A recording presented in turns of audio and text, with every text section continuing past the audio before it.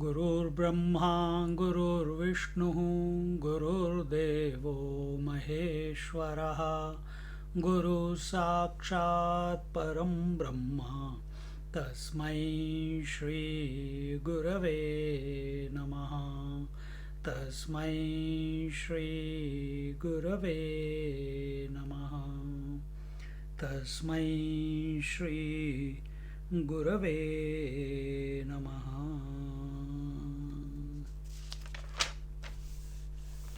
We are in Kenopanishad, 4th chapter, final chapter, concluding chapter, and in this we saw in the first 3-4 verses the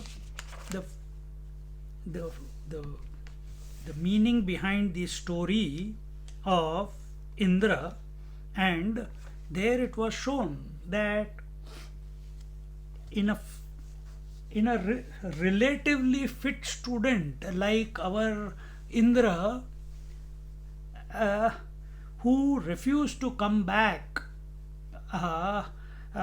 from his enquiry, didn't accept defeat, waited there. But our Indra's problem was one, and what was that?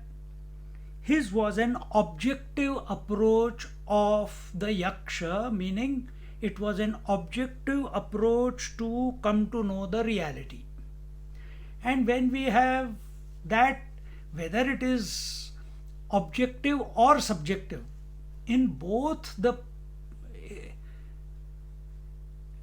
yes, in subjective we may not, and in objective also we may not, but because we are objective, we are looking for an answer, we are looking for an experience, we are looking for realization, we want to know, just like Indra wanted to know who this yaksha is, and he did not want to know it atmatvena. He did not want to know the yaksha as the self. He wanted to know yaksha. Who is he? What is he? Where is he? What is his form? How come I saw him and then he vanished? So he must be someone. He must be. And when that happens in a fit student, and what is fit student?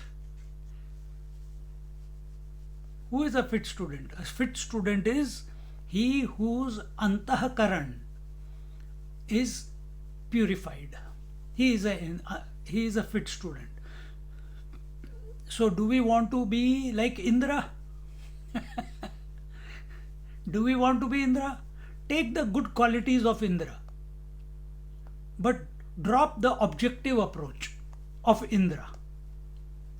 So what is objective approach? Objective approach is those who follow the path of devotion, those who follow the path of Salokya Mukti, Sarupya Mukti, all that is Indra's approach.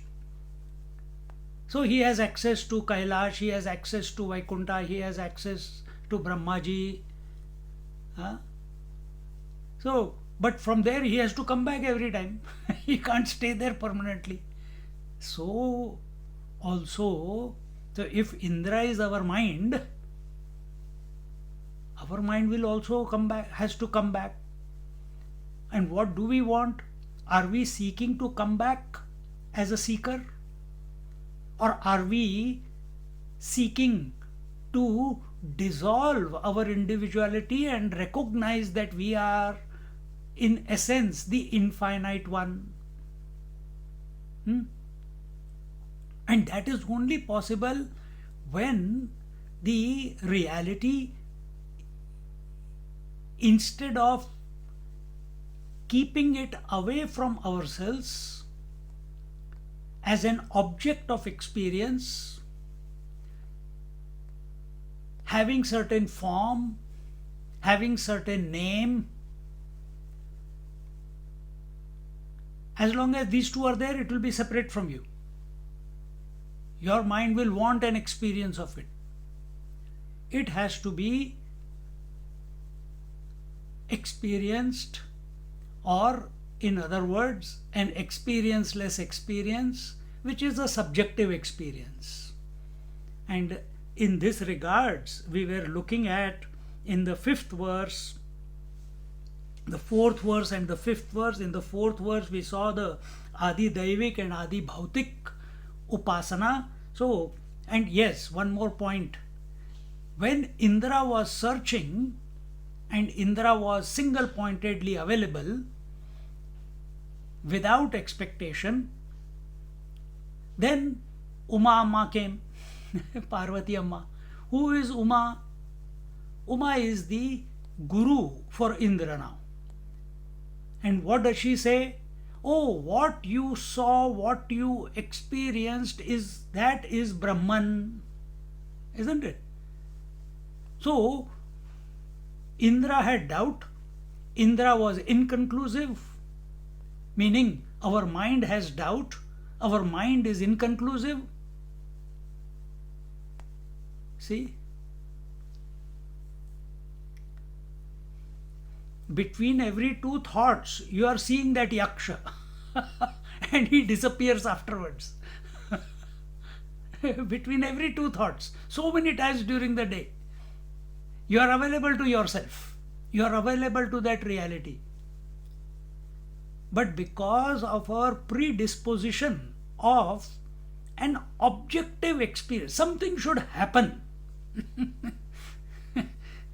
And this obsession of experiencing the reality by the five senses or by the mind is called objective approach.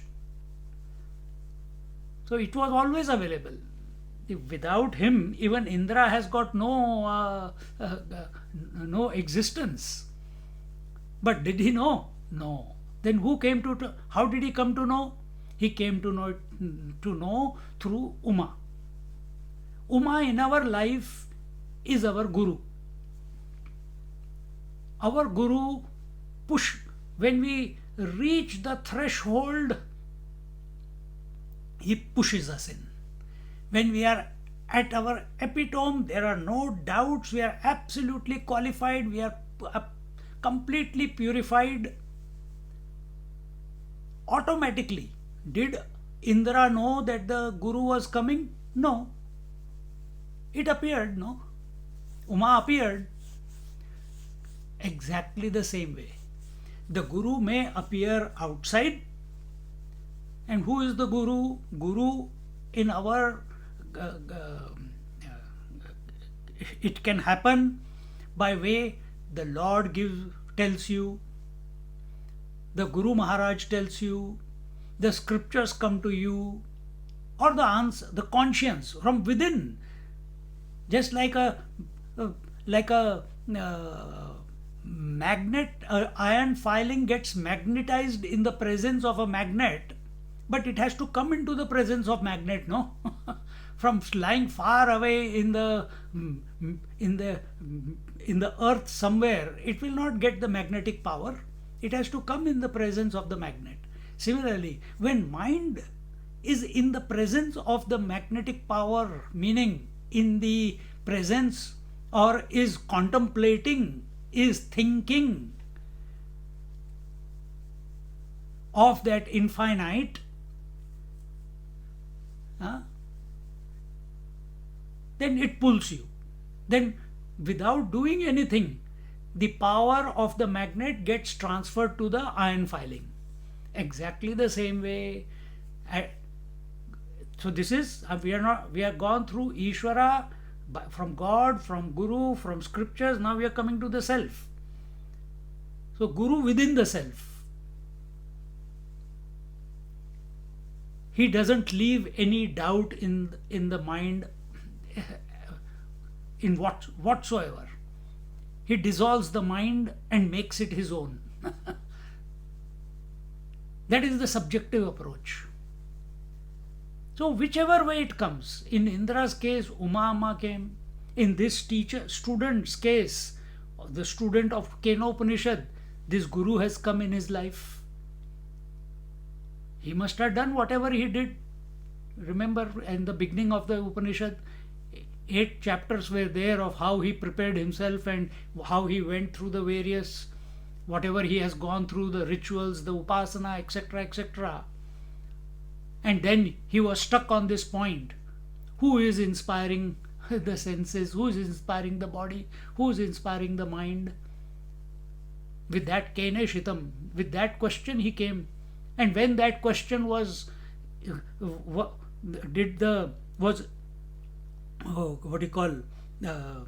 invoked in his mind of its own accord as a result of purification, then automatically Guru Maharaj also came into his life, to whom he could ask this question.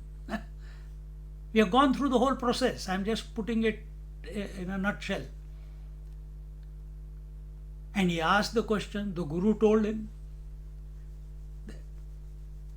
that it is the ear of the ear, eye of the eye, mind of the mind, pranas of the prana. He says, and he says, you have to find out. I cannot teach you. It cannot be spoken about, yet I am speaking. You cannot understand, yet you have to understand. This is the type of language that is used in the 3rd or the 4th mantra that was used. So this is how it is.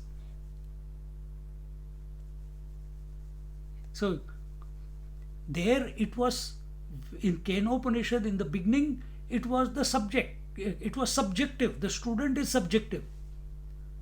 Indra is objective. And therefore Indra cannot realize. He cannot realize himself. Indra cannot realize. So are you wishing to be the Indra? Are you wishing to be the Indra, or are you accepting yourself to be the infinite reality?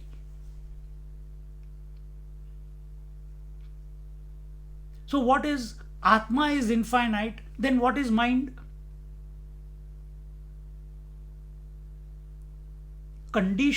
Consciousness. Atma is infinite consciousness. What is mind? Conditioned consciousness. Isn't it? Conditioned by space, time and objectivity. See? So this conditioned consciousness, all it can do is purify itself.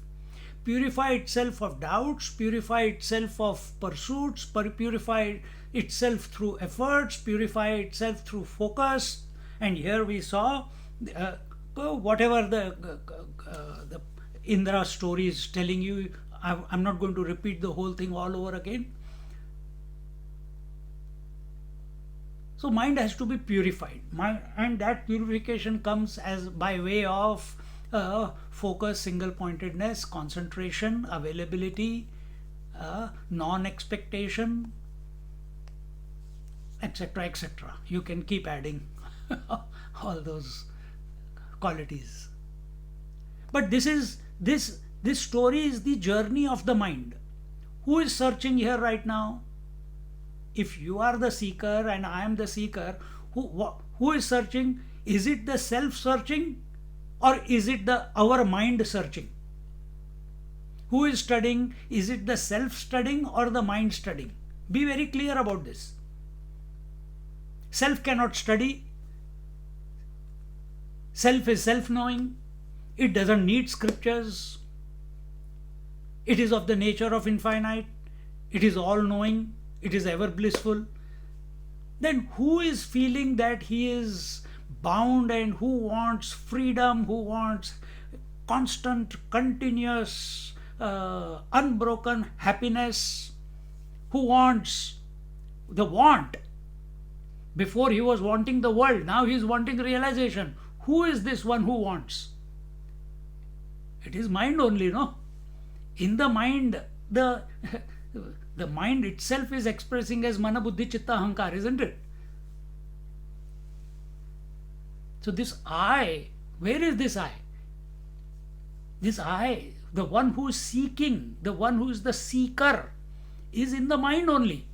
And mind can aprapya manasa saha, and mind can never come to know.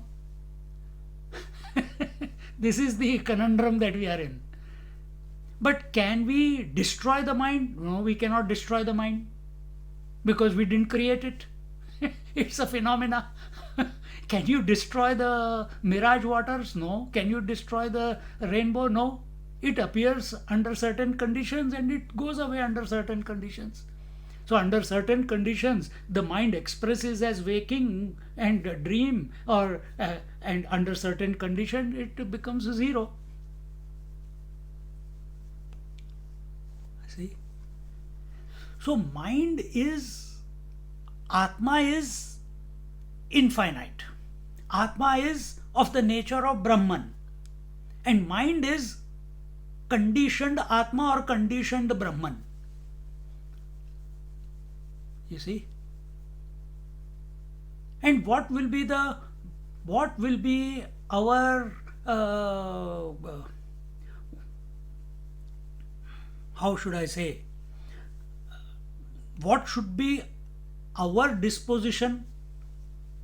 Our disposition should be that we remain ever as the infinite consciousness or Brahman or Atma, whatever, but infinite, which is our true nature.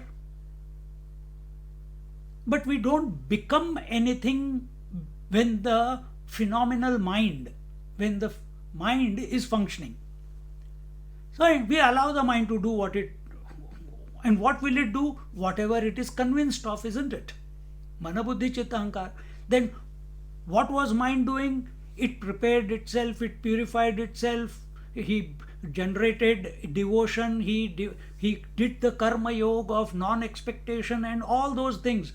And eventually he came to the Guru Maharaj, and eventually the mind became focused. And what is, last week we told, what was this entire process? If you look at your entire life till today, what is the entire process? Did you begin with seeking realization from the moment you were born? No. You had other desires, but slowly you have kept refocusing, realigning yourself to what gives you true happiness. And if this is not and that has brought us to the scriptures, and reformatting is still taking place. Reformatting of what? Don't say reformatting of mind. No, you take the position that you are that infinite.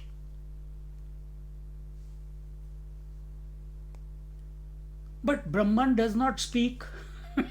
Brahman does not communicate. Brahman is everything. Then how will you come to know that you have come to know?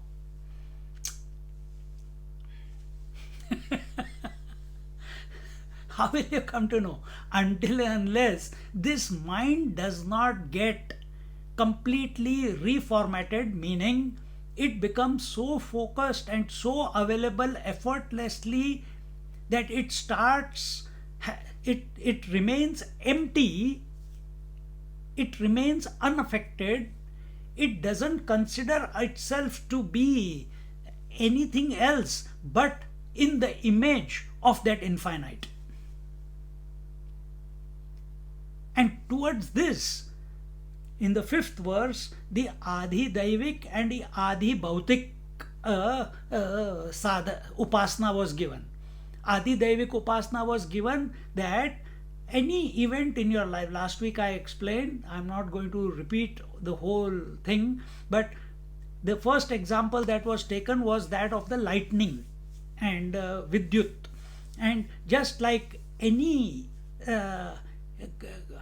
passing event in your life, uncalled for event in your life, take it to be an expression of the divine alone. Or in other words, again, when I say this, you will think, oh, that means my attention should be my attention is on the names and forms of the world. But then lightning also is some experience only, no? It's not an experienceless experience, the lightning. It is an experience which is there for a flash of a moment and then vanishes.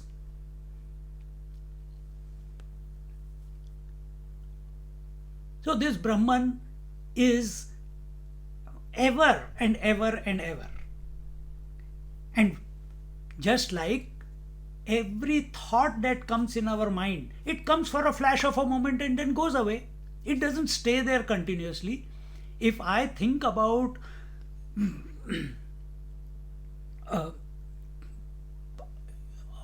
my teacher, about my mother, about you, people who are listening, one moment someone's picture comes in the mind, then it goes away.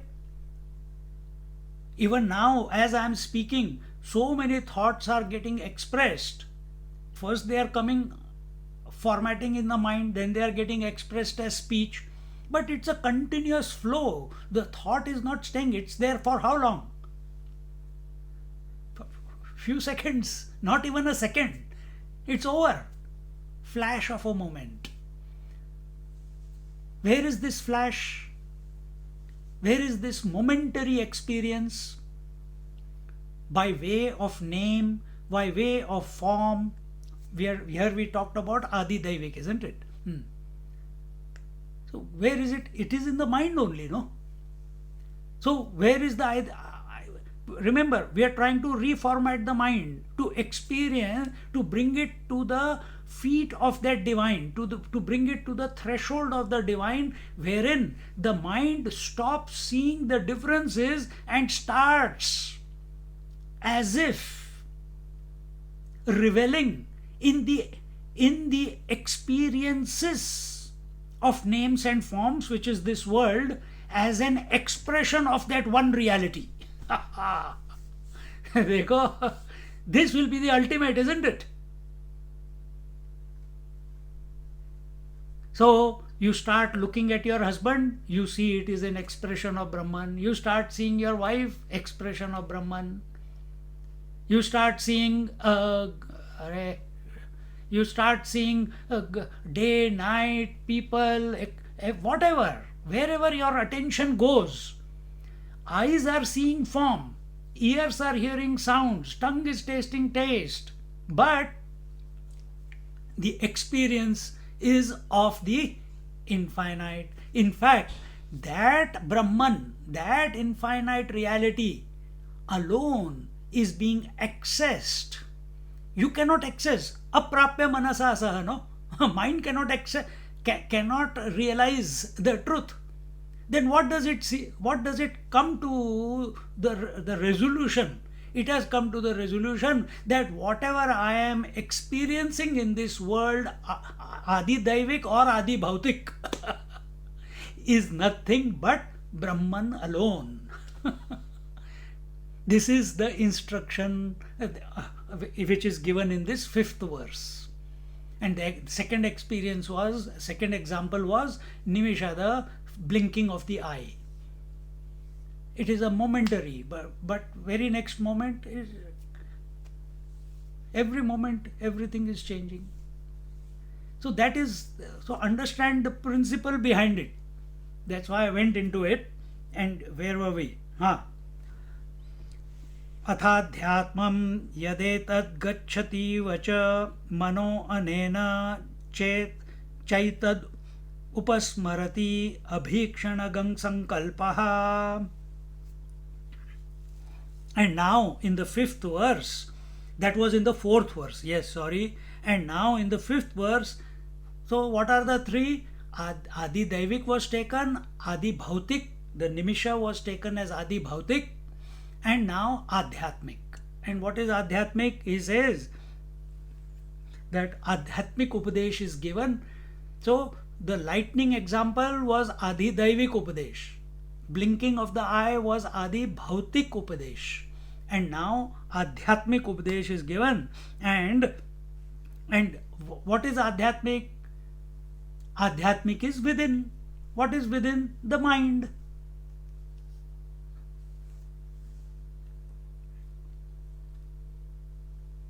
So, and the instruction is yadetat gacchati vacha, wherever the mind goes.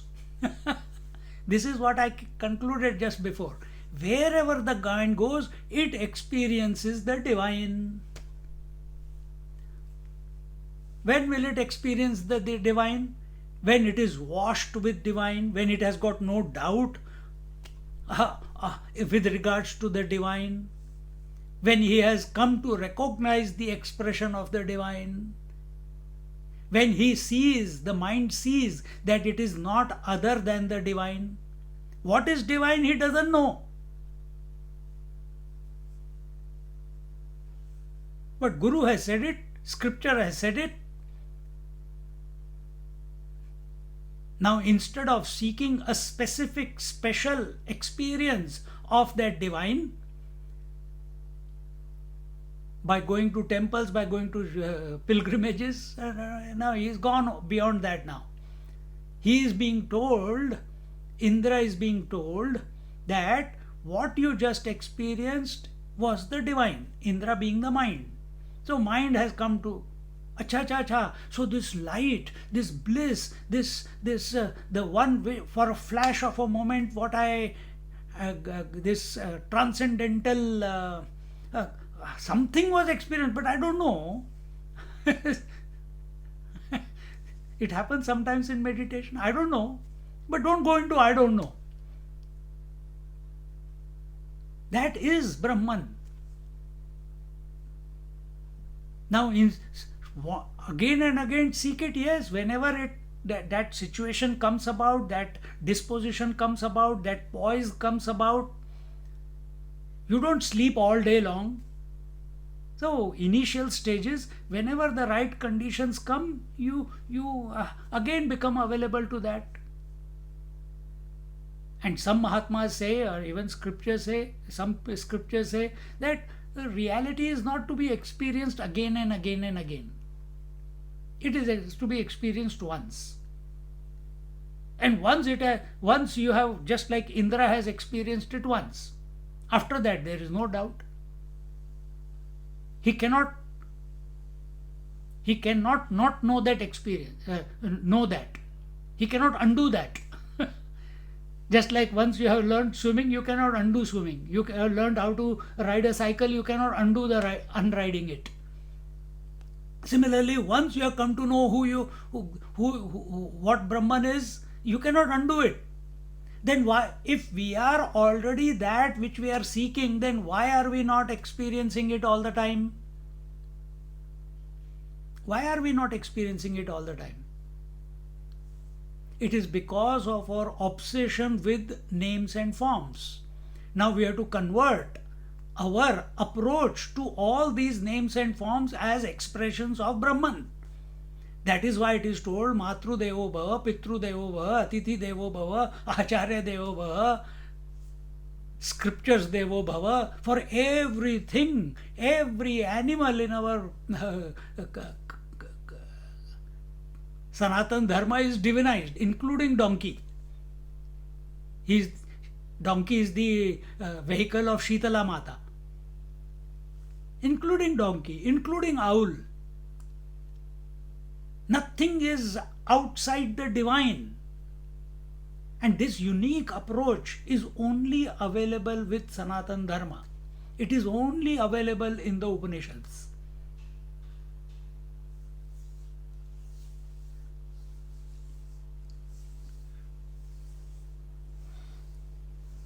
So here it says, cha etad upasmarati. Upasmarati, the mind must keep contemplating that wherever the mind goes, that is Brahman. Because Brahman is everything. Brahman is all pervasive. because mind cannot remain without objectifying. That is its nature. It will think. It will think about space, time, and objectivity. It will think about uh, relations. It will think about past, future. That is its nature. You cannot help it. So we are not, you, in whatever you do, you cannot destroy the mind. Then what are you doing? You are rehabilitating the mind. Just like a drug addict is sent to the rehabilitation center, and when he comes out, he becomes drug addiction free. Huh? So same way, this mind is addicted to desire, addicted to multiplicity, addicted to duality, addicted to differences, sense of otherness.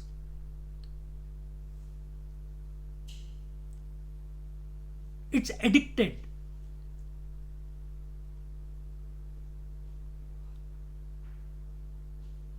Let me put it in another way.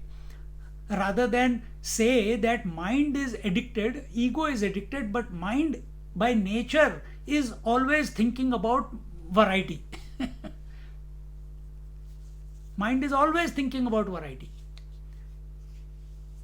Can it think of oneness? Yes, it will think of oneness, but again after that it will think of variety. For some time it will think of oneness.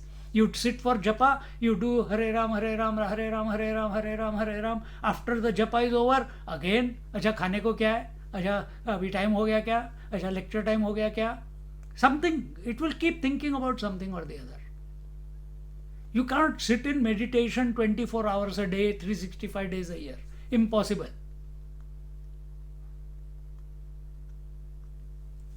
Even avdhutas who are so body disconnected, they also by body they keep going here and there. They also eat. If the hunger comes, the mind likes to eat something, whatever it can get. But hunger comes in that avdhuta's mind also. Movement happens in that avdhuta's mind also. The only thing is there is no owner of those activities. There is no owner of that mind. See? So we have to rehabilitate. And how is rehabilitation possible? Is it an intellectual process? No. It is called Buddhi Yoga.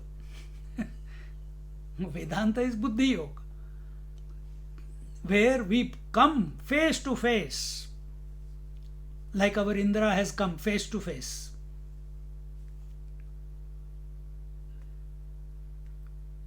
But because his approach was objective, he only saw darkness, he only saw emptiness, he only saw blankness, he only saw void. You understand? We are talking about mind. So whenever mind approaches, it will come to this conclusion only. It will be the ultimate climax of any sadhana will be what was given in this Kenopanishad, the Indra story. Not Kenopanishad, the Indra story.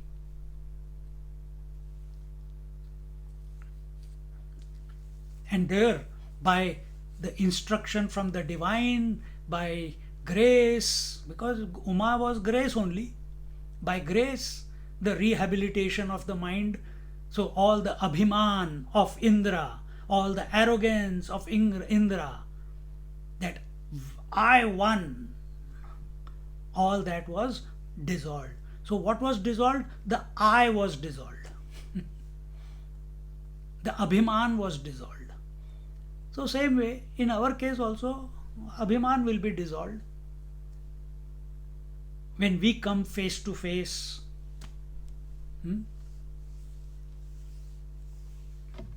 So when, and you don't have to worry how, you don't have to worry when. You proceed in your life's journey to become acutely aware of the subjective self. The right teacher, the right scripture, the right guidance will automatically appear if you are subjective in your approach. This is our experience, and this is, if you read as many biographies of some Mahatmas, many of them, their guru appeared, in their life. They didn't go searching and declaring, "This is my guru, that is my guru, now I am changed my guru." No, nothing like that. Huh? See? So here, अथ अनंतरम अध्यात्मम प्रत्यगात्म विषय आदेश उच्यते. Now in the fifth verse,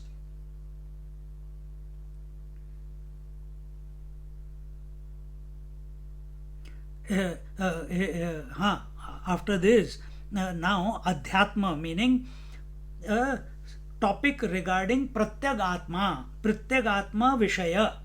The vishaya, the subject matter, is pratyagatma, the immediate self. Pratyak means immediate.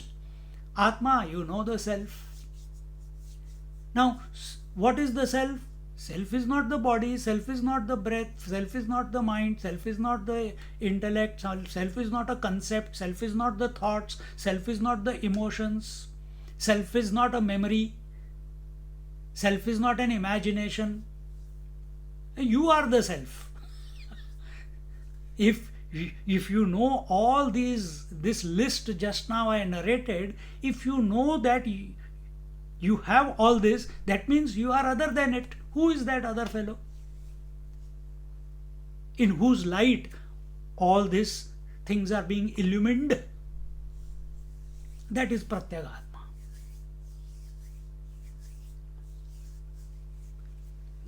So now, this is initial stage. In the end, you will come to know that Pratyagatma is all that there is. But that is, with regards to it, the instruction is given, and he says, Yadetad gacchativa cha manaha.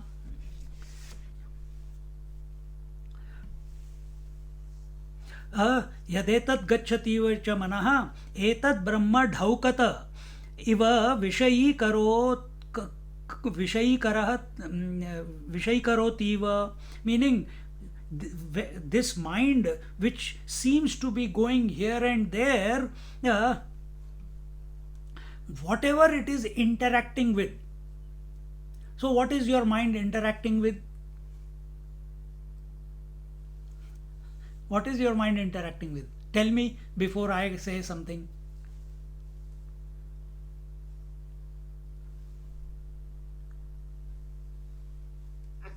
With scriptures, Swamiji. Yes, okay. Scripture. With the world, Swamiji. With the world, with the words that are coming to you, the mind, object, names and forms, memories, future imaginations, space, time, objectivity. It can think of its senses, it can think of the emotions, it can think of concepts, it can have doubts, whatever it is, so many things it can be thinking, no? So, is it only one thing? No. Mind is going in different directions. It cannot sit still. By nature, it cannot sit still. That stillness is only momentary. Either in sleep or in samadhi or between two thoughts. That stillness is there, no? But it is not continuous. Can we say anatma? No. Don't go into anatma. We are not talking. The topic of anatma is not there. Anatma is only that we have left behind now. Okay, if you want to say that mind only goes in anatma, okay, we can say it, but we'll put a question mark in front of it, in front of anatma. Because this is our experience that mind cannot sit still, it keeps going somewhere. Either it goes into multiplicity or it goes into nothingness. Right? Here it is told, wherever the mind goes, understand it is going and meeting Brahman alone. Wherever it is going. wherever you Previously go, told. wherever you go in your body, you go to yourself only, no? You don't, if I'm going to my left leg, I'm not going outside my body. But is left leg the right leg? No. If I go to my nose, am I going out of the body? No. I'm still with myself only. Why? I believe that I am pervading the whole body. I have included this body in the definition of I. Understand? Imagine now the instruction here it is given that yadetad gacchativa cha manaha etad brahma dhaukata iva vishayi karo ativa. Wherever the mind is going, it is meeting Brahman. So now if your mind, wherever it is going in this body, it is meeting the I only. It may be calling it right hand, left hand, nose, eyes, it can use different names, but the inner experience is I only. Now imagine here the instruction, Adesh, the instruction that is being given, Adhyatma instruction, Upadesh, Adesh, not even Upadesh, Adesh, is wherever the mind is going, not only this body, the entire universe, it is going to the Brahman. So every Vishaya, every object that is sees, hears, touches, feels, experiences, knows, is nothing but Brahman. See, this cannot happen by your thinking.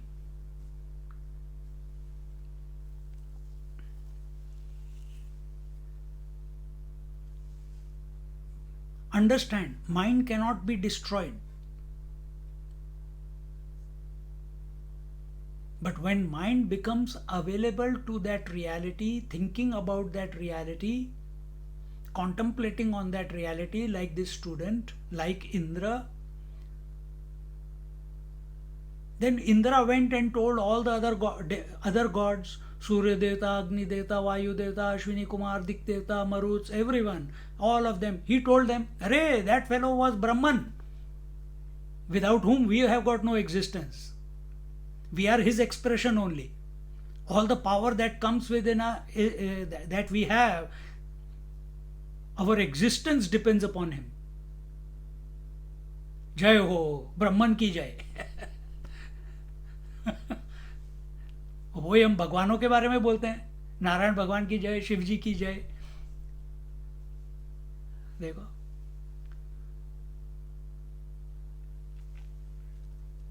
Swamiji, oh, this was earlier told in Pratibodhitam Viditam Madam.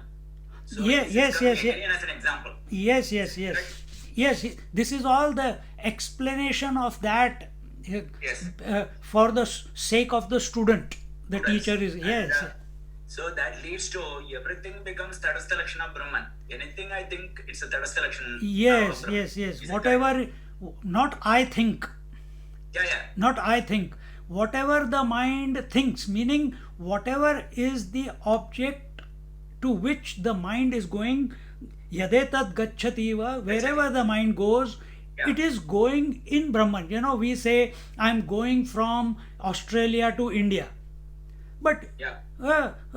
you say not something, you know, we say, okay, take another example. We say that we have created an ornament, Hmm. but Understood. it is always gold. Always there, good. Yeah, yeah. It is always gold. Similarly, the space is always space. Whether you break a house or you build a house, space is continuously the same. Similarly, the Brahman is always the same, in that conditionings can come and go. And conditionings are of space-time objectivity. That is the conditioning of the condition. So Brahman, mind has to recognize that it is rehabilitation we are talking about, that mind is conditioned Brahman. Yeah. And once you accept that this mind, not my mind, this mind as a principle is an Yes. expression of that infinite reality, expressing through name and form. Oh हो गया काम फिर, बेड़ा पार. Thank you, Swamiji. Thank you. बेड़ा पार, everything over, rehabilitation complete. See,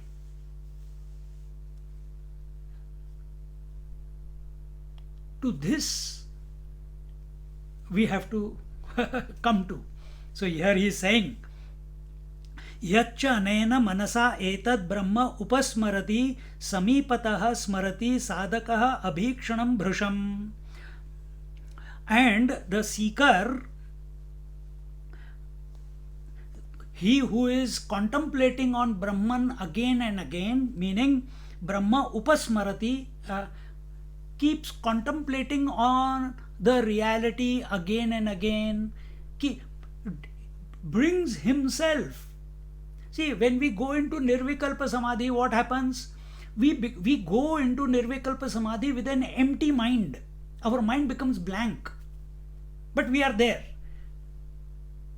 But we have not come to recognize that this one who is observing the empty mind is the Brahman. That's why again when we come out, again the world is there. Again the names and forms are there. Again the conditionings are there. Again the same problems which you escaped from into Nirvikalpa Samadhi, you come out, again the hunger, thirst, sleep, waking, all that is still there. Oh, but you will say, oh, Mahatma also sleeps, eats and everything. That is the difference. He doesn't see that as separate to himself. It is happening to the equipment. Let it happen. Because there is no sense of otherness in the Mahatma. The one who has gone into Samadhi, in him, there is a destination. He has left the world and gone to Samadhi, and when he comes out of Samadhi, he feels he has left the self and come into the world. It's like, I left the sleeper and become the waker now. Mahatma doesn't come or go. He is all that there is. To that level we have to come, no? To that disposition, that poise we have to come to. How wonderful.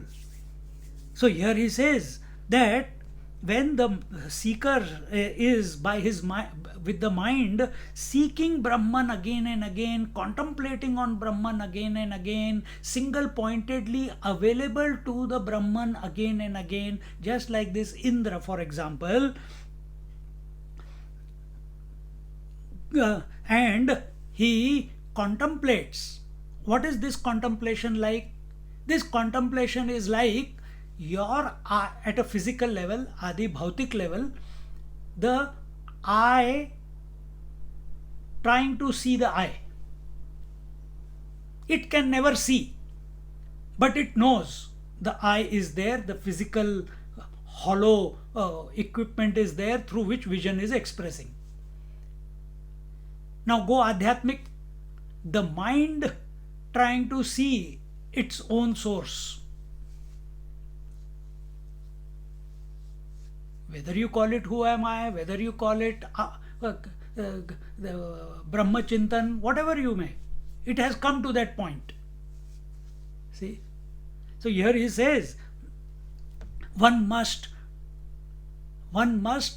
practice this again and again and again and again. Meaning, withdraw yourself. The seeker we are talking about, the Adesh is not to the Brahman, Adesh is not to the self, Adesh is not to the God, Adesh is not to the world, Adesh is not to space, air, fire, water, earth. Adesh is to the mind, the seeker.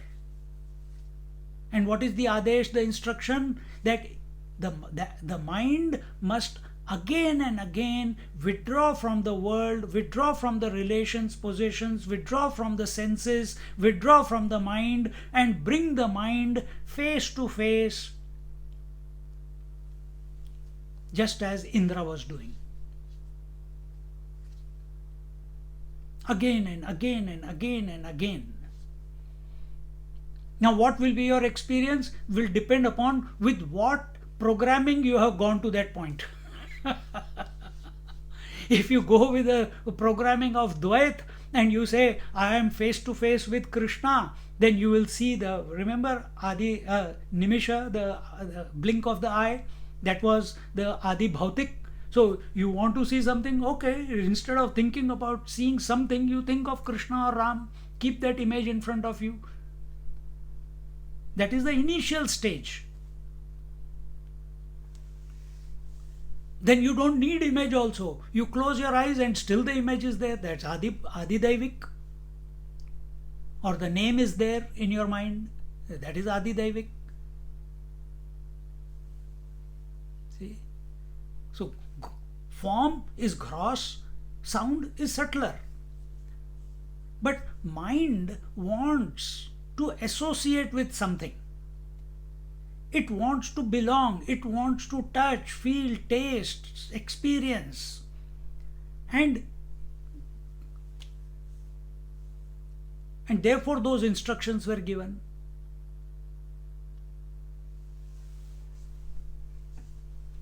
See? But if we go with this formatting of our mind that I want to experience Chaturbhuj Narayan, then that is the destination you will reach. That will be that to that level your rehabilitation will be. To that level your rehabilitation will be. See, you chant Purusha Suktam, Om Sahasra Shirsha Purushaha, you chant Narayana Suktam. Now, question is, whom do you believe the Purusha to be?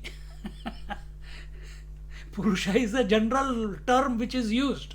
Purusha. Purusha means person. Which Purusha? Jagrat Purusha, Swapna Purusha, Nidra Purusha, or Jeev Purusha, or Atma Purusha, or that Purushottama Purusha. What is your connotation with that term? When we say Om Sahasra Shirsha Purusha Sahasraksha Sahasrapad, see, we say that he is in every feet, he is in every eye, he is in every hand. Is your attention on every hand and every feet? And you become, oh, I can't imagine all the hands and all the feet and all the eyes. Or is your attention on that one who is expressing in and through? See? Your attention, where you are living right now, your attention is on your house space. And you call it house space with a particular address because your attention is on the conditionings. Is your attention on the space which is unconditioned by nature? Think. So, is your attention on the conditioned Brahman, or is your attention on the unconditioned Brahman? Mind can think only with conditionings. Thought is a conditioning. Thought is a product of conditioning. So that is the limitation of the mind. But what is its contemplation upon? If it keeps thinking of Bhurvasvatapa Janamaha Satyam, then that will be its experience. It may be divine, it may be sublime, it may be full of mysteries, it may be lot of siddhis, but is it realization? Oh, far away from it. But that is also called as realization in certain texts. But it is limited realization. So what is our understanding? So here it is told that Yaccha anena manasa etad brahma upasmarati. When the mind, the seeker's mind is again and again contemplates on Brahman, upasmarati samipatah smarati sadhaka abhikshnam brusham. Samipatah means what? Samip is like Indra is Samip of the Yaksha, face to face. Is your mind face to face with the self? Because self is you. And then when you question, who am I? This question is not in the self, it is in the mind. And you are knowing, you are aware, you are witnessing that this question arose in the mind, and the mind has withdrawn from everything, and the I is in face to face with I. Is it possible?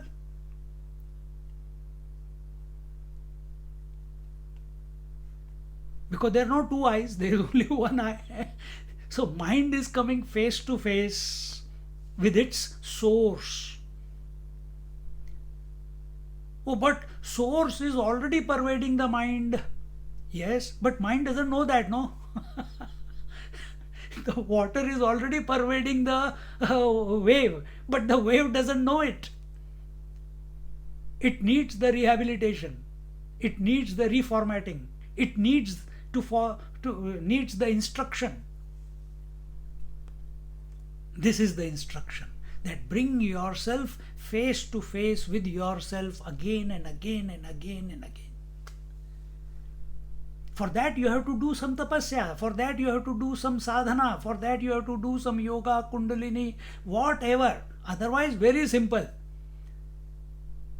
Be available like Parikshit and Arjuna without doing anything but being available, reformatting while listening, allowing the reprogramming to happen.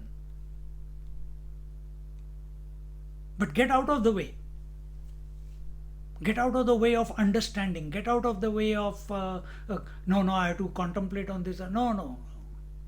Let it strike there and then. When will it happen? When you are focused, when you are single pointed. When mumukshutvam is there, when this unsatiable urge that I have to be me. Why is it eluding me? If everything is this reality, why is it still eluding me? Has it caught you from within?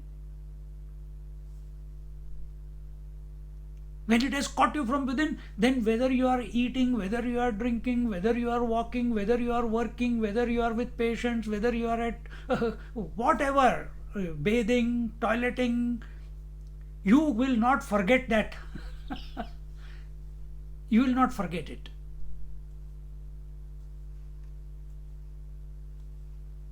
Just like a mother, if the child is late from school, she cannot forget, oh, it's already time, why the child has not come. She continues to think, but she is cooking, she is whatever she is doing at home, all the activities are going on, but her attention is on the child. Is our attention, because she has invested in that child.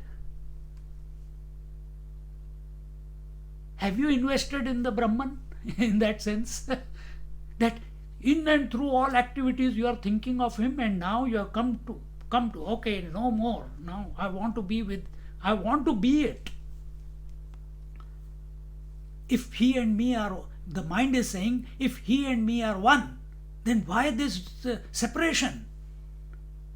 Then these songs like Viraha Geet, of Jnaneshwar Maharaj, of Tukaram and Namdev, all these come out.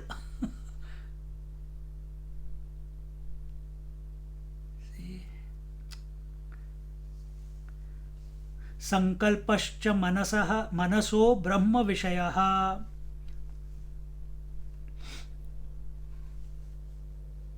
So what what does it say? Sankalpaha cha manasaha brahma vishayaha. Every sankalpa in the mind, meaning every thought in the mind, is nothing but an expression of Brahman alone. Have we become convinced of this? Is this our... Start believing it. Then automatically your speech will purify, your eyes vision will purify, you will not speak more than it is required. Then you want to speak only about in these topics. You don't want to talk about anything else. Naturally.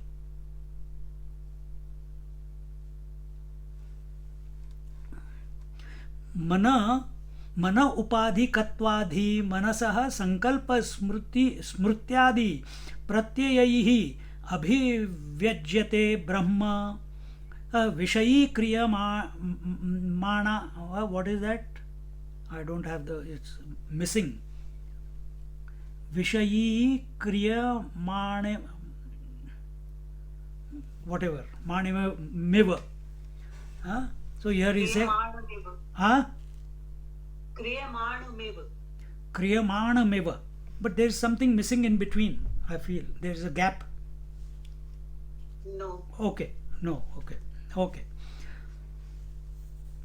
So every thought in the mind is also the... sorry, you hear what it is being said. They see the thought is about what? Thought is about what? Thought is about something gross, thought is about something subtle, and thought is about something causal, isn't it? These are its Vishaya. And thought is always about something. Is always about something. So here it says that whatever the mind is having a sankalpa about, it is having sankalpa of Brahman in that particular form. Whether it be seeing, hearing, touching, feeling, whatever. That every thought that is appearing in the mind, thought is always about something, but that something is nothing but Brahman, and about that only the thought is coming in the mind, which is also not outside Brahman.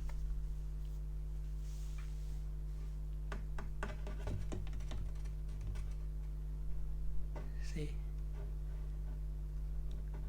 Then it says, so then just like I say that I am and my instruments are body, breath, mind, intellect, the panchakoshas, and with these panchakoshas I move around in the world. So which means I am the consciousness and my upadhi is this body. Who the seeker is thinking. Similarly, you think that what is the upadhi of Brahman? Upadhi of Brahman is the mind. Mind is the upadhi of Brahma. When mind is the upadhi of Brahma, then Brahma cannot remain as Brahman. Then it becomes, according to our Sankhya philosophy, it becomes Ishwar and Maya. Take it to individual level, it becomes Atma and the mind. So when it is talking about mind, it is the total mind, because you may believe that you have one mind and I have one mind and he has one mind. But according to our scriptures, mind is only one. Mind is only one. Potentiality is only one.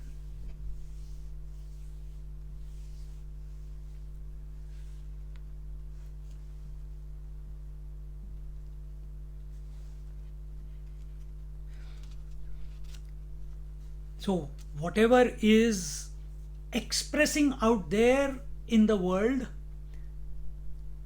whatever is expressing out there as an objective experience for this mind is nothing but an expression of Brahman alone.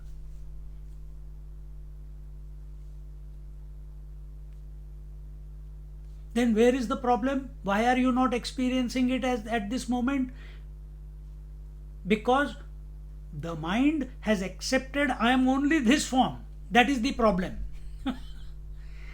Mind has to come to the conclusion, has to come to realize, has to come to face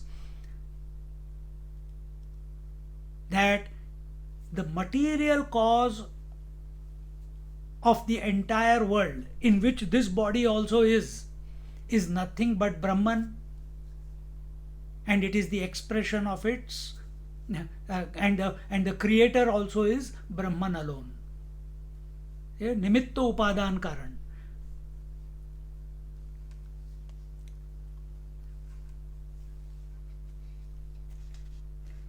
So whatever but we believe, oh, why the world is like this, why there is so much famine, why there is so much atrocities, why there are wars, why. Where is your attention? Your attention is on countries, your attention is on armies, your attention is on something so far away. We talk about all this, but enjoy our food. We are talking about famine, we are watching famine, we are watching people dying out of hunger on the TV, on the news, but enjoying our meal. ये मार के ये डोसा इडली वड़ा सब चाट रहे हैं.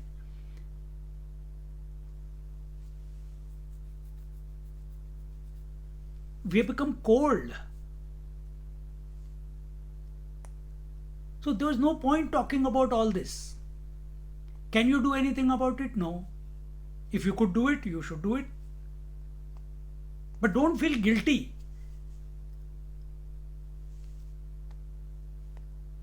A seeker never feels guilty.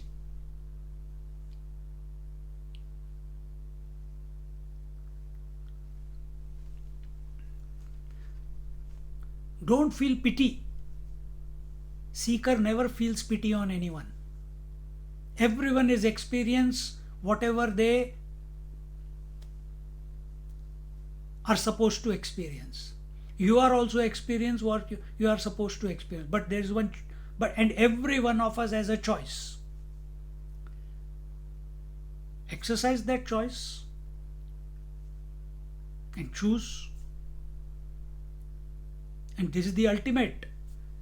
You keep upgrading your phones, you keep upgrading your laptops, you keep upgrading your clothes to the new style, you keep upgrading your houses and the kitchen every 15 years, new kitchen, new tiles, new floorboards, new paint.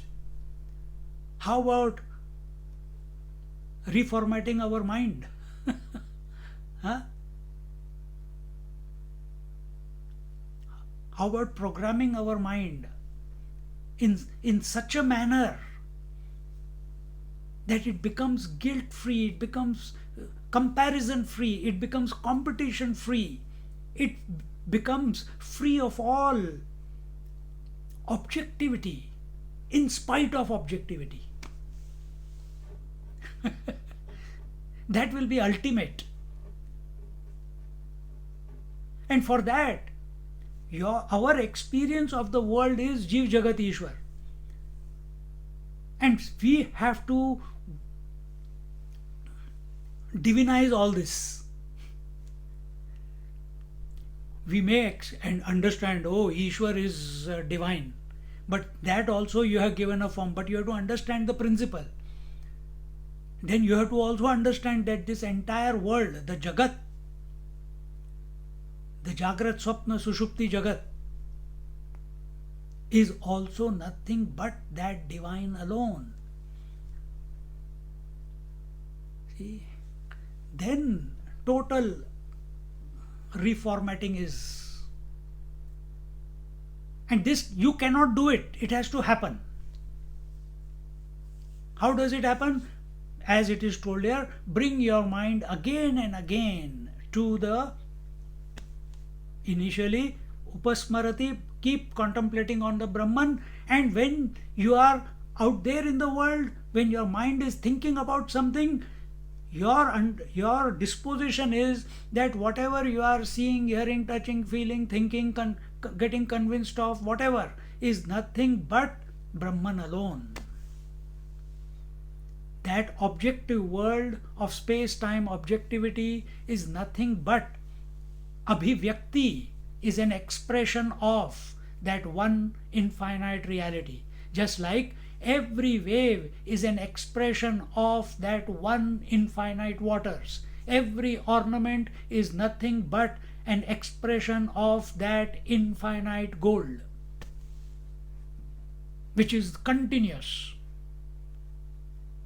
For whom is this? Is this message, these words which I just used, are they for gold? No, they are for the ornament who is seeking its source gold. Are they for the wave? Are they for the water? No, it is for the wave who is seeking water. Is it for the Brahman? No, it is for the mind who is seeking Brahman or Atma. It is for the mind. Mind needs some communication, because it's an instruction to the mind. It is not instruction to the Brahman. It is to the seeker. Adhyatma Adesh.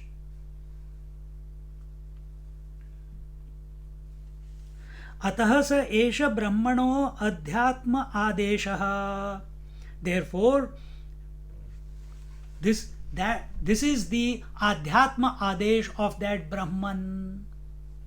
So first was the Adi Daivik Adesh, then came the Adi Bhautik Adesh, and then this one is the Adhyatmik Adesh. This leads to all inclusivity.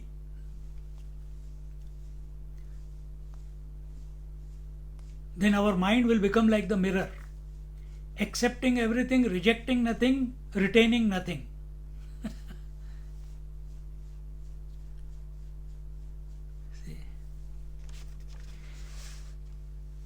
विद्युन्निमेषण वद अधिदैवतम द्रुत प्रकाशन धर्मी अध्यात्मं च मनः प्रत्यय समकालाभिव्यक्ति धर्मी इत्येष आदेशः. The two examples, Vidyut and Nimesha, that is the lightning and the blinking of the eyes, just like lightning is it's a flash, Brahman is also like a flash. Then blink of an eye is in a moment, a blink happens and it's over. Similarly, the knowledge of Brahman is immediate like that, and then again the mind clicks in.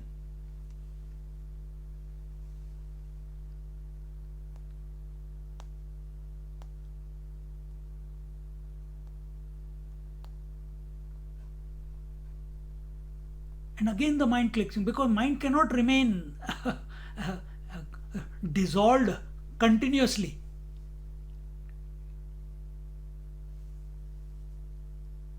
See?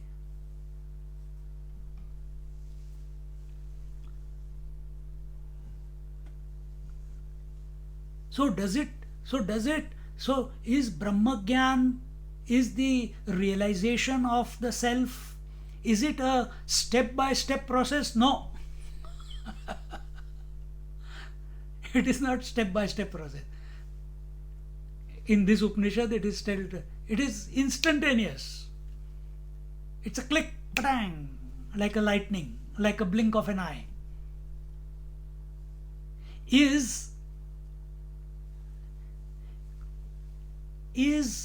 you being a wife or a husband, and then right now think of your child, immediately the moment you think of your child, it is the mother who is thinking. How much time did it take for you to change from being a wife or a husband to father or a mother? Instantaneous, isn't it? No lag. You understand lag? No delay. Same way, the self, the Brahman, the reality, it is immediate, instantaneous, provided the mind is available.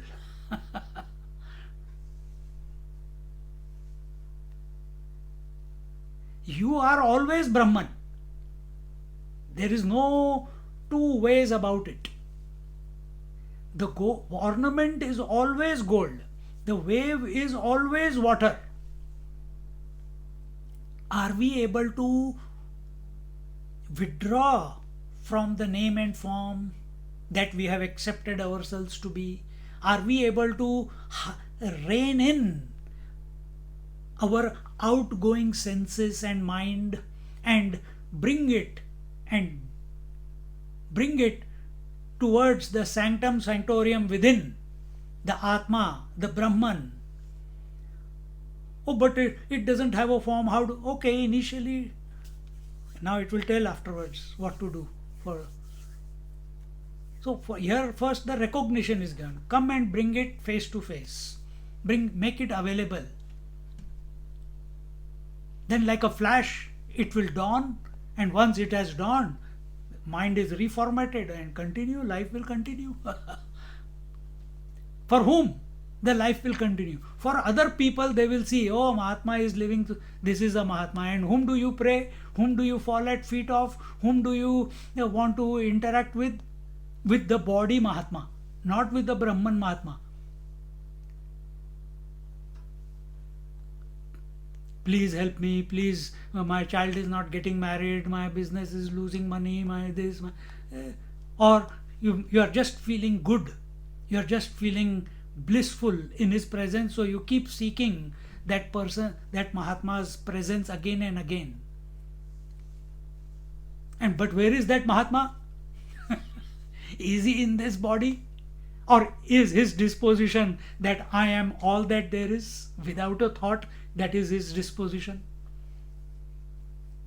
Dekho.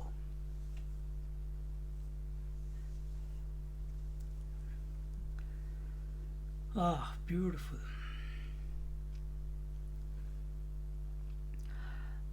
Evam adishyamanam हि ब्रह्म मंद बुद्धि गम्यम भवतीति ब्रह्मण आदेशोपदेशः. For the mand buddhi, now we all come in that category. Don't think you are intelligent. Always think you are the mand buddhi. Otherwise, एक नया problem शुरू हो जाएगा. So what is mand buddhi? When this type of story is given of Indra and the Agni Devata, some story, some Leela is told, then an unintelligent person, जिसको हम हिंदी में बोलते हैं ना, it's a oxymoron. What is oxymoron? Akal mand. What is the word akal mand mean? Intelligent.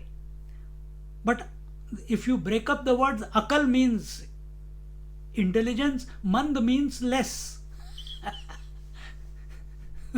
So akal mand really should mean buddhu, mand buddhi. But we use in Hindi language, we use it as an intelligent person. ये कितना अकलमंद है, देखा? So for such people, this Vyakhyan, this story of Indra was given for those who are unable to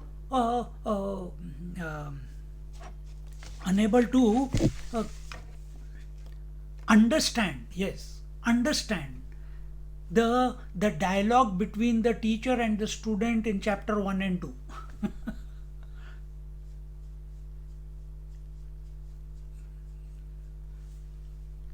And therefore the Vyakhyan was given, because picture speaks louder than words in today's time. For the Mand Buddhi, picture speaks louder than words. And therefore nahi nirupadhikameva brahma mand buddhi bhirakalayitum shakyam. And therefore, when it was told that the Adi Daivik and Adi Bhautik, the Naam Upadesh, that some form has to be taken, or form meaning the Indra, the story of the Indra was taken, or any other story in which similar dialogues are there, uh, g- of many Mahatmas who approach, like we were studying in Bhagavatam, sage Markandeya goes to the uh, goes to gets the blessings of Lord Vishnu, and Vishnu says that, hey, I have come, take the boon. He says, what? I got your darshan, what do I need? No, no, now I come, I cannot go away without giving boon. He says, I want to see your Maya. He wants to see the Maya of Vishnu Bhagavan. So he's sitting there in his ashram, and suddenly he finds there is a huge deluge, and in that deluge he gets it covers the entire earth, it covers the mountains also, everything is underwater, and he is going into the mouth of the sharks and crocodiles and whales, and then they are vomiting him out, and he is underwater for so many millions of years, but he doesn't die. And one day he comes out of the water, and far away he sees a small piece of land jutting out, and on that there is a banyan tree, and on that tree, one leaf, one small baby Narayana is lying down sucking his toe. And he quickly swims towards it, but as he comes close to it, as that child is breathing, he gets pulled by his breath and goes into the tummy of that small baby. And when he goes there, whatever this deluge he experienced, again he finds himself sitting in his ashram, again the deluge comes, and again the whole thing happens, again he finds a small that baby, again he gets sucked into, and this goes on for millions of times, because he asked, I want to experience Maya. And then one day he comes out of it, and he finds himself, okay, अब मैं भगवान का नाम नहीं छोड़ूंगा. And he sits in his ashram, and suddenly realizes, अरे, he is in his ashram only, he never went anywhere. Then he realizes that I asked for the boon of Maya, experiencing Maya, so it must be Lord's Leela. Now he holds on, Om Namo Narayanaya, he keeps chanting, keeps chanting, keeps chanting. So from that story, so that story tells that never go after the Maya, never go after the ephemeral, don't ask for suffering, don't choose suffering. And similarly, so many stories are there in Bhagavad or Ramayana or Krishna Leela. All these are depicting certain lessons that we must remain steadfast, we must remain focused on the Lord and none else. Similarly, for certain mindsets, instruction is enough. But for majority of the people, a drishtant is required, a vyakhyan is required, which they can imagine in their mind. Examples are required, stories are required. Some people nowadays, they say some people are they listen and understand. Some people see the pictures and then they understand. Auditory and what do you call this? Visionary, something, some word is there for that. So they see the world through pictures. Some people see the world through sounds. Some people see the world through taste. That's us. Idli है, डोसा है, वड़ा है, सांभर है, इसी में लगे रहते हैं पूरा दिन.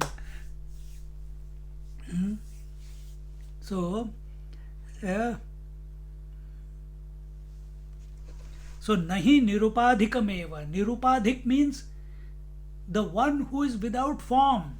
Manda buddhi cannot understand that which is without form, the Brahman.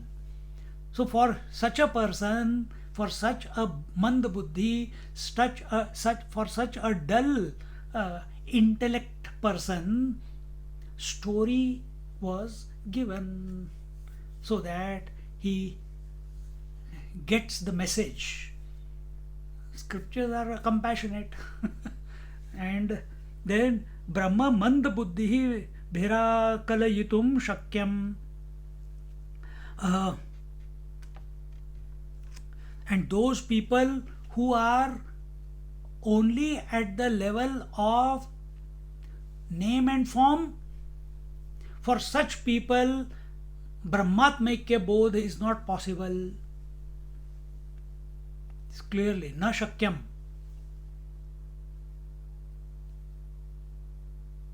For those people who are at the level of name and form. Remember, according to yoga, dhyan and dharana, dhyan, samadhi. Samadhi is what you call savikalpa samadhi. Before nirvikalpa samadhi, there is savikalpa samadhi. And samadhi, savikalpa samadhi means samadhi with a thought.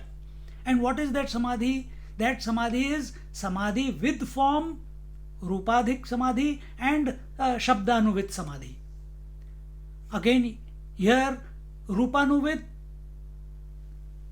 Agni Devta.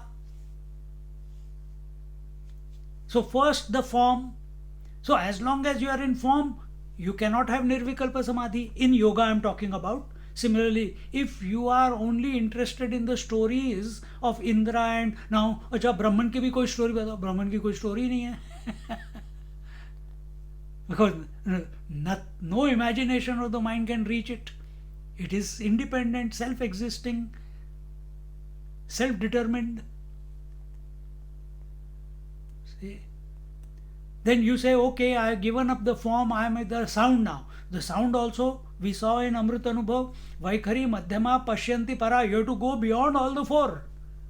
You have to go to the source of the sound. Which means, you work it out. Or listen to the lectures in Amrit Anubhav. So there also you are not holding on to the sound. First it is the gross sound, then it is the subtle sound, ajapajap sthiti, then it is going beyond beyond the sound.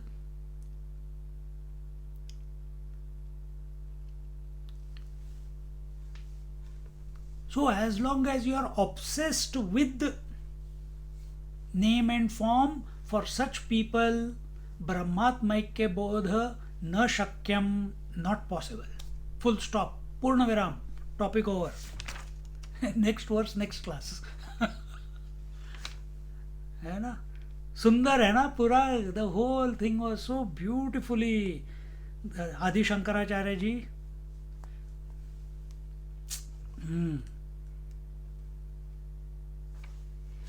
ॐ पूर्णमदा पूर्णमिदं पूर्णात् पूर्णमुदच्यते पूर्णस्य पूर्णमादाय पूर्णमेवावशिष्यते. ॐ शान्ति शान्ति शान्तिः. हरिः ॐ श्री गुरुभ्यो नमः. हरिः ॐ.